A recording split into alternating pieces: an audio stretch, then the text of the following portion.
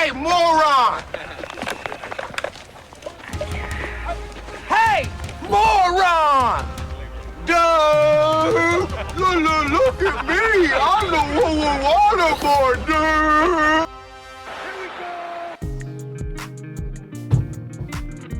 Well, good morning, good people. Mark Holmes here for my buddy Cowboy Joe Boo, as well as Joe Bear in the house. And as always, I want to say thank you all for watching, commenting, subscribing, and being part of the Joe Boo Sports Report. Without you guys, as well as you ladies, you know that this literally does not work. So let's get open for business and let's wake up those football gods. Wake up, guys. So we are here. It is Monday. We have one more game for week number 1 before it'll be in the books. And we have actually an incredible game coming up on Thursday night. Not our typical Thursday night games. We've got actually what stands to be a huge game. We got the Green Bay Packers against the left hand up, the Commanders. And we're going to find out if Jalen Daniels is in fact going to have that sophomore slump. And it looks like the Green Bay Packers, at least if you believe your lying eyes, look really scary. If you are the Philadelphia Eagles and you are thinking it's easy street to go and repeat, you're going to see a roadblock there with Green Bay, as well as with other teams. The Green Bay Packers, of course, with Micah Parsons. Micah Parsons, man, in his limited role yesterday, looks like he hasn't skipped a beat from where he was here with the Cowboys. And unfortunately, he's no longer with us. It is what it is. We're dealing with our Cowboys that we currently have. Surprisingly, a couple of things that did happen in that game was we were actually 10th at the moment at running the football. We actually did pretty good number-wise, although a lot of that was one play by Miles Sanders, and a lot of people are calling for Miles Sanders maybe to be benched, to let the rookie Jaden Blue start. We'll see what the Cowboys do. They've had some extra time to work and think about that before they get back out on the practice field because of the mini bye week after playing the Eagles. And I'm sure we're going to see some adjustments. Another one of those adjustments that may need to be made is Kenneth Murray. Kenneth Murray was probably the weakest link on the Dallas Cowboys. Kenneth Murray, actually, Pro Football Focus graded him out at a 30. The only person who graded lower was Jay Tola at 29.9. That's not what you want to say. Stat-wise, you look at the numbers, he's up there as far as tackles go, but was not as effective as what you need on those runs. He wasn't good at getting Jalen Hurts and those scrambles down, and Saquon Barkley kind of bitched him there and threw his ass on the ground. So we definitely need more production. In the future, of course, we hope to get Overshown back and get him into the rotation, and maybe we can help that. But for the most part, surprisingly, I saw a statistic, this was before the Sunday night game, that when it came to pressure percentages, the Pittsburgh Steelers outpaced everybody with 44% pressure rate, highest in the NFL. And we were second, surprisingly, without Micah Parsons on putting on pressure. And one of the ones that led that, of course, was Sam Williams. Surprisingly, Sam Williams had 5 pressures in that game. So there were some good things on our defense, some really good things on there. The problem we had was getting contained on Jalen Hurts. Jalen Hurts, let's be clear here, beat us with his legs. There's no ifs, ands, or buts about it. So as we go through here, we're licking our wounds because we're looking, of course, and seeing Micah Parsons, who is no longer with us. But another one that might be a sore spot, too, is Jordan Lewis. Jordan Lewis had a hell of a game himself yesterday with an interception, a quarterback hit, 5 tackles. He literally was physical. He was playing lights out. He's like what you want to get. And I believe he is now the highest paid slot corner in the NFL. Another one that was playing pretty well but didn't get on the right side of the win, I thought, was Zawuzi. He almost came up with the big interception in that game. It was so close. But crazy, that game last night, I almost was kind of like, I did the first, sets of games. I almost didn't live stream that game, and I almost stopped at halftime. I'm kind of like, man, it's kind of been a long day because we literally live streamed almost 11 hours yesterday. That's a long time to be sitting on your ass watching football and talking. But I'm glad I did, because that was the first time in history, it was a history-making game, that any team had scored 40 points, rushed 225 yards, and lost a game. Before that, there was 277 wins in the NFL. What the Bills ended up doing, coming down the stretch, being down by 15, scoring 16 unanswered points, was out of this world. And unfortunately, we were watching this and saying, God, we could have had Derrick Henry for $8 million. For $8 million, we could have had Derrick Henry last year. People said, oh, he wouldn't have helped you any last year.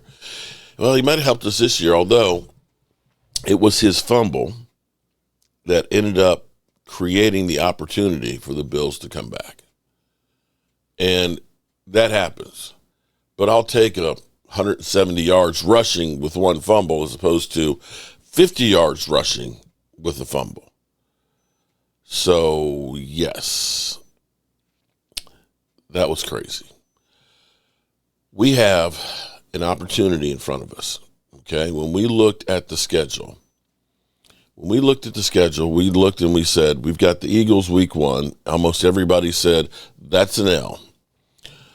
We have the New York Giants, and the Giants, every year, it's almost funny that every year we always hear, well, the Giants have really improved. They got Abdul Carter this year. That defense they have is going to be great. Russell Wilson is so much better than Daniel Jones. They're going to be great. Cowboys might be in the basement by themselves because the New York Giants have improved. What I saw from the Giants yesterday was their defense was pretty good. Their offensive line is atrocious. Russell Wilson is a shell of himself. And if they put Jackson Dart out there, they're going to destroy his career. He's not going to have any confidence. What that offensive line for the Giants reminded me of was the Chuck and Duck offense when the Commanders had Jason Campbell. And that the offensive line was so bad that as soon as Jason Campbell got the football, he's not looking for receivers. He's looking for the guy who's going to jack him up, because literally as the ball got there, the defenders were there too. And that's how putrid that Giants offensive line was. Now, that's not to say, because it was just week 1, things change quickly in the NFL first couple of weeks. This is still like preseason. A lot of teams will look awful and will break the ship. I'll remind you of the Green Bay Packers the year that they mollywopped us in the playoffs. The first half of the season, they were one of the worst teams of football. But they righted the ship. The second half, went on a run, snuck into the playoffs, and came in and punched us in the throat. So it's too soon to jump off a bridge because your team looks like ass. And it's too soon to be buying your Super Bowl tickets. I'm not sure Daniel Jones, who was responsible for 3 touchdowns and a mollywhopping of the Miami Dolphins, where we saw Tyreek Hill losing it game 1 in the first half and literally looking like he should be on a Southwest commercial, like, I want to get the hell away from here. It's still too soon to bury any team just yet. But the Cowboys have the opportunity to take another step closer to doing that to the New York Giants. Now, as bad as the Giants played, as bad as they played, we're right there with them. And I will say that this right here, you can look at it and say maybe the Giants will be a slump buster this year, that when you need a win, you play the Giants to go ahead and get yourself righted on the ship. I'm going to say it's a must-win game, that don't F around and lose this thing, because if you do, you're buried. You cannot have 2 losses in the division and no wins after 2 weeks. And the Cowboys need to take this seriously because it is a division game. And again, do not sleep on week 1 results. Cowboys, they did some really good things, but they got some things to correct, but I think they can. But at the moment, when I look at this, as Cowboy fans,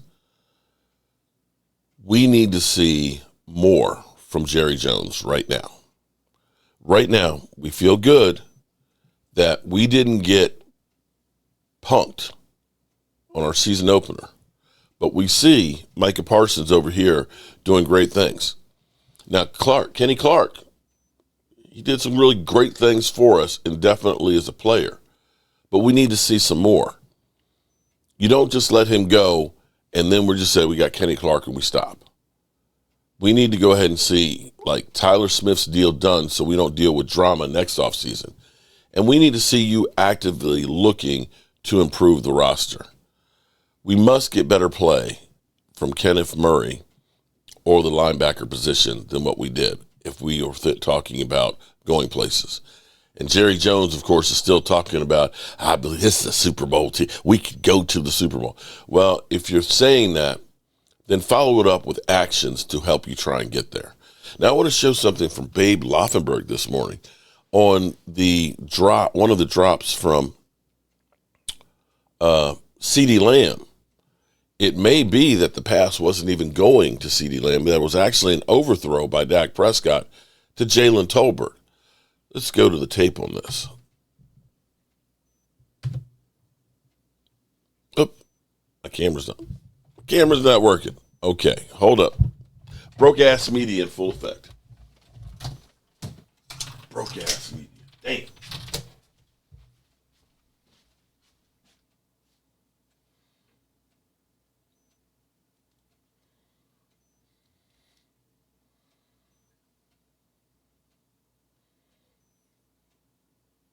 There we go. Nothing like broke ass media here.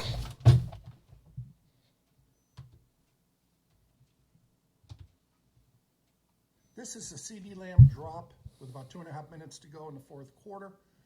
Now, I have not confirmed it, but I can't imagine it's anything other than what I'm about to show you. So it's really supposed to be 3 verticals. That's CD right there. There's Jalen Tolbert. There's CeeDee Lamb. CeeDee Lamb goes up inside the corner, as you see on his release. He's got to work his way back outside just a little bit, but that doesn't happen. Consequently, Dak is actually going to throw this ball to Jalen Tolbert down the seam. And Jalen Tolbert is as surprised as anyone to see CeeDee Lamb show up over there. So going back, watch CeeDee Lamb at the bottom of your screen. Comes up inside the corner, then runs up along the numbers, and he's just reacting to the ball. This isn't a route. This is not a route. Looking at it from behind there, you see Ferguson circled. Now watch Dak. He'll come back, shuffle, shuffle, shuffle. Actually, would have been great if he had seen Javonte Williams just checking down. He's got a first down right there. But easy to play quarterback from 200 feet in the air, right? So here he goes. He's throwing this ball to Jalen Tolbert. Now, you do not design a ball to put those two guys right there on top of each other. 40 yards downfield. This is just a case where CeeDee Lamb was shoved inside and worked his way over to this football. It's actually to Tolbert, and it's going to be an overthrow, and CeeDee Lamb comes in. Now, should have caught the ball anyway, but that was not the design of this play. I can't imagine it was. There you go. Was not the design of the play, but could have made a play on it. So as we get ready to roll on out of here, this is the question. Should we feel okay about the loss, that moral victory, or should we be mad? Should we be upset? This is an interesting perspective that we got from Rich Eisen's show. It's Cowboys. I got to give it up, man. They were impressive last night. They are much better than I give them credit for. Whatever that Micah Parsons trade might have engendered in that locker room, either Brian Schottenheimer doused that flame if there was one, or maybe Micah's trade was in fact something that would be welcomed in a locker room, maybe from a quarterback who played his ass off last night in Dak Prescott. They didn't seem to miss Micah Parsons one bit. And what did they do? They stopped the run. they did, in fact, stop the run. We gave up 160 some yards rushing, but yes. Dude, they stopped Saquon Barkley, man. They didn't let him go off. That's and true. Jalen Hurts went off. Jalen Hurts got a lot of those yards, obviously. I know, it's tough to say you stopped the run when I did just give you, they gave up 100. The rushing net yards they gave up were 158. Okay? And you take a look at, the stats now that I'm actually being called out on it by you, TJ. They stopped the run up the middle. They did a good job. They did a good job plugging up the middle. Yeah. I mean, hey, I'm looking at it. Jalen Hurts had 60. He was their leading rusher last night, which is again another MVP candidate. But a lot of those Barkley, were scrambles, though, averaged Rich. There wasn't a design design run. runs. Exactly. Yeah. Exactly. That's what I'm saying. And Barkley, averaged 3.3 yards a carry. It was Will Shipley who damn near ran for a first down every time he touched it. A.J. Dillon, they rolled him downhill to remind everybody that A.J. Dillon still plays football after last year's disastrous injury-marred season for him. The Cowboys did their job. They did their job last night. And they did their job last night right before the end of the half. It was a well-executed end of the half set up for Brandon Aubrey. They used their timeouts wisely. Finally. They downed the ball and clocked the ball smartly. I mean, how many times have we seen the Cowboys run a fire drill? Yeah. Over and over and over again that only seem to have gasoline poured on the fire, and then Aubrey bails him out because it's a 65-yarder instead of a far more makeable field goal like he made before the end of the half. Now then, did they make mistakes? Of course they did.